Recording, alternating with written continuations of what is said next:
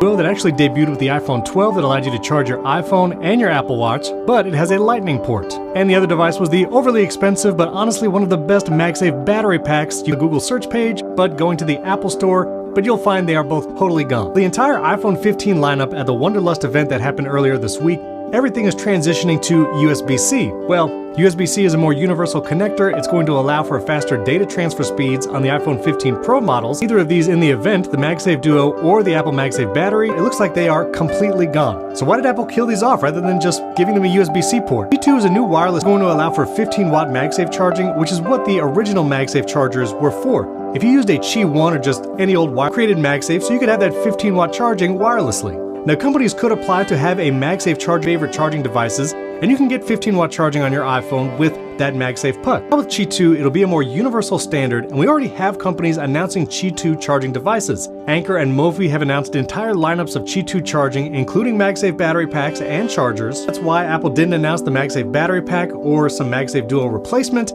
because they can't officially say it's Qi 2 yet because the iPhone's not certified. Maybe that. What about USB-C? Well, Apple did say during their keynote that you can now charge all your Apple devices with a USB-C cable like your MacBook and iPad. Strangely enough, Apple updated the AirPods Pro 2 to now come with a USB-C cable. Also, the AirPods 3rd generation, which is still being sold brand new, either come with a lightning charging case or MagSafe. No USB-C there either. But I also kind of love this thing. It was one of the thinnest battery packs, didn't offer as much juice, but honestly, it charged my phone just enough. And it was the only battery pack that would actually show up in the battery widget on your iPhone to show you the percentage. This way you can create different standby screens with your iPhone, and it will remember that standby screen depending on which charger you created it on. Speaking of standby mode, iOS 17 officially launches for everyone on Monday, September 18th, and I do have an entire video showing the top 5 features like name drop, standby mode, and a bunch of features in Apple Podcast. You can check out that video above or the link in the description. That being said, you can continue to use the Apple MagSafe battery pack with even the iPhone 15, but it has that lightning port, and honestly, I'm not going to bring a lightning cable just to charge this as I travel. And lastly, what about the MagSafe Duo? Now, this wasn't the most robust MagSafe charger. It only did 2 devices, although it could still charge your AirPods. The Apple Watch puck wasn't big enough to accommodate the Apple Watch Ultra. You kind of had to bend it back a little bit.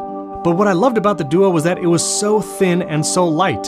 It was $130, which, again, a little expensive. My new favorite for travel is this Anker 3-in-1 Cube. This is a fast-charging Apple Watch puck. You can charge your phone here, and your AirPods can charge here on the back. Charge 3 devices and powered by USB-C. And if you search for MagSafe Duo charger on the Apple Store right now, you get a bunch of options that are not the Duo. There is the Mophie 3-in-1 travel charger, which is still somewhat thin and light. It is $150, but it's basically an updated version of the MagSafe Pro Max in that blue titanium. You'll be able to record video directly to external drives from the iPhone because that port now has USB 3.0 speed, so excited for that. And I am looking forward to an October Apple event. I think there are some loose ends, especially in the AirPods lineup and some of the Mac lineup.